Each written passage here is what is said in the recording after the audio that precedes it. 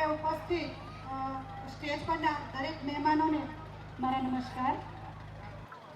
આજે એ વસ્તુ ચોક્કસ છે કે જ્યારે કહેવામાં આવે છે કે દીકરી પારકી થાપણ, કદાચ ધડુક પરિવાર આ કહેવતમાં આગળ છે. આજે મને યાદ આવે છે કે જ્યારે હું એક ધડુક પરિવારની દીકરી છું, ધડુક પરિવારે બધા કામ એકત્રિત કર્યા છે પણ પોતાની દીકરીને નથી ભૂલ્યા. જ્યારે નારી શક્તિ ઉપર મધુબેને બહુ સરસ વાત કરી, પણ આજે મને એવું કંઈક ખ્યાલ આવે છે કે એમને તમારા હેલ્થની પણ ચિંતા છે.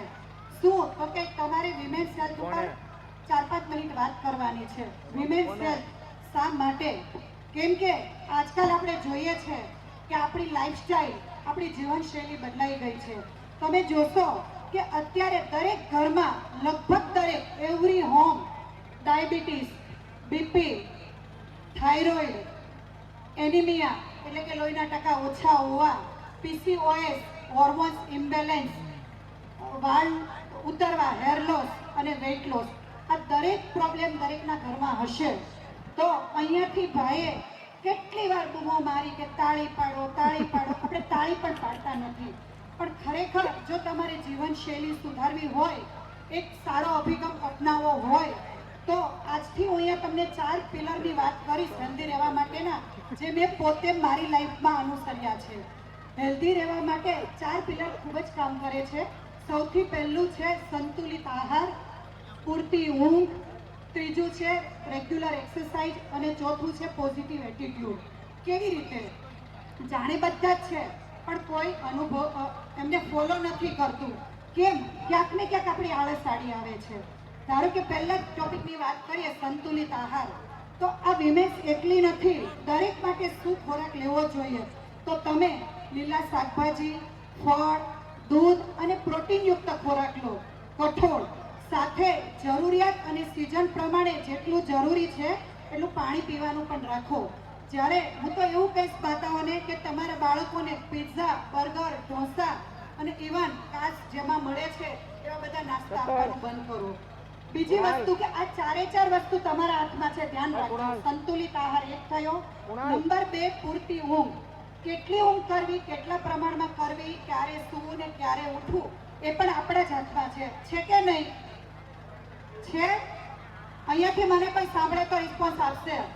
કેટલું સૂવું, કેટલું ઊંઘવું તમારા હાથમાં છે. ઓકે, તો રેગ્યુલર દરેક વ્યક્તિએ 8 થી 10 કલાકની ઊંઘ કરવી જોઈએ.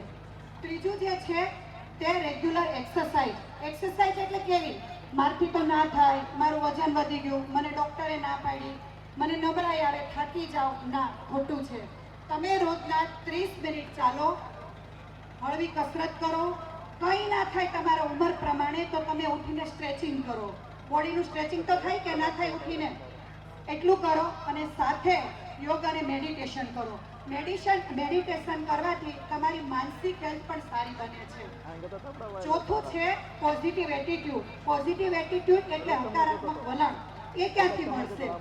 પોઝિટિવ એટીટ્યુડ સારા પુસ્તકો વાંચવાથી મળશે, નહીં કે અનુપમા કે સાસ બહુની સિરિયલ જોવાથી. ટીવી શું શીખવાડે છે? ઓનલી નેગેટિવ વસ્તુ. તમે નેગેટિવ શું કામ મગજમાં નાખો છો? પોઝિટિવ થિંકિંગ લો ને. સારી વસ્તુ, સારા પુસ્તકો તમે વાંચશો તો કાલે તમારા બાળકો પણ એને અનુસરશે. કહેવાય છે ને કે સારો પુસ્તકોનું વાંચન એ આપણો એક સારો મિત્ર છે. તમને ક્યારેય એકલતા ફીલ નહીં થાય. જ્યારે તમે એકલા હશો, તમે જ્યારે પીરિયડ્સમાં છો, મૂડ સ્વિંગ થાય છે, તમને નથી ગમતું, ત્યારે તમે પુસ્તકના 2 પાના વાંચો. એટલે આ 4 વસ્તુ એ આપણા લાઈફમાં અનુસરવી જોઈએ. હું ફક્ત બોલતી નથી, મારું હું તમને એક એક્ઝામ્પલ આપું છું કે આ 4 વસ્તુ મેં કઈ રીતે મારા લાઈફમાં વણી છે. આજથી 17 વર્ષ પહેલાં જ્યારે હું 30 વર્ષની હતી, યંગ એજમાં મારું એક્સિડન્ટ થયેલું. મારા ભાઈઓ અહીંયા બેસેલા છે અને ખ્યાલ છે કે ત્યારે મને ગળાના 2 મણકા, કમરના 2 મણકા વચ્ચેની નસ દબાઈ છે. 9 કમ્પ્રેશન છે. રાઈટ શોલ્ડર તૂટી ગયેલો અને ક્લેરિકલ. ડૉક્ટરે મને એવું કીધેલું, અઠવાડિયાની અંદર જો અમની સર્જરી નહીં થાય તો અમને પેરાલિસિસ થઈ જશે. પરંતુ આ વસ્તુને અમે ન ગણતા પહેલાં રેસ્ટ કર્યો, ધીમે ધીમે ફિઝિયોથેરાપીની ટ્રીટમેન્ટ લીધી અને એ વસ્તુને આજે 17 વર્ષ થયા છોડી નથી. ધીમે ધીમે એને મારા લાઈફમાં હું વણતી ગઈ કે એક પછી ચાલુ રાખી, એક્સરસાઇઝ કરી અને આજે છેલ્લા 3 વર્ષથી હું બહુ સારી રીતે ક્રિકેટ પણ રમું છું. 47 વર્ષની ઉંમરે હું ક્રિકેટ રમું છું. તેનો હું એવું નથી કહેતી કે હું મારા વખાણ કરું છું, પણ હું તમને એમ કહું છું કે તમે તમારા થોટ્સમાંથી બહાર આવો, પોઝિટિવ અભિગમને અપનાવો, પોતાની લાઈફસ્ટાઈલ ચેન્જ કરો. આપણી જીવનશૈલી થોડીક સુધારવાની છે. આ 4 પોઈન્ટ તમારા હાથમાં છે કે તમે શું કરી શકો. બીજું હું વાત કરીશ પરિવારના તાકાતની, કે પરિવારની તાકાત. ધડુક પરિવાર માટે વાત કરીને ભાઈએ કે આપણે રમેશભાઈનું નામ આપીએ તો ગમે તે કામ થઈ જાય. પોલિટિકલી નહીં, અરવિંદભાઈ, રમેશભાઈ, જયંતિભાઈ, સ્ટેજ પરના મહાનુભાવો, કોઈનું પણ જ્યારે આપણે નામ આપીએ છીએ કે હું આની રિલેશનમાં છું તો એ લોકો તમને હેલ્પ કરે છે. પણ એક ધડુક પરિવારના ભાણેજ તરીકે મને હેલ્પ મળી છે મારા દીકરાને, કે 3 વર્ષ પહેલા જ્યારે મારો દીકરો ઓસ્ટ્રેલિયા ગયો ત્યારે એ જોબ માટે ગયો અને સામેવાળા ભાઈને ખબર પડી કે ધડુકનો ભાણેજ છે. ત્યારે હરેશભાઈ ધડુક પીપળીવાળા, થેન્ક યુ હરેશભાઈ, એમના રેફરન્સથી ત્યાં મારા દીકરાને જોબ મળી.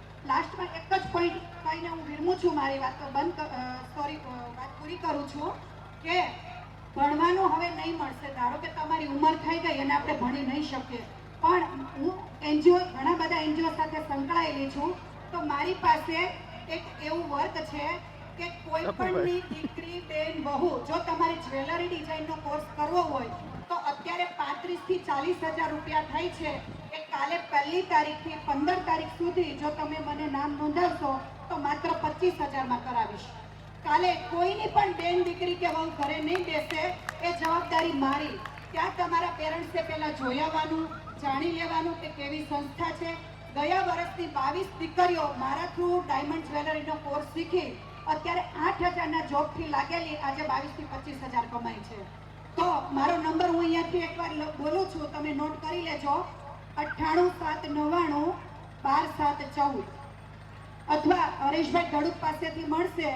જો કોઈને પણ ઈચ્છા હોય તો તમે દીકરીઓને પોતાના પગભર કરી શકો છો. Thank you.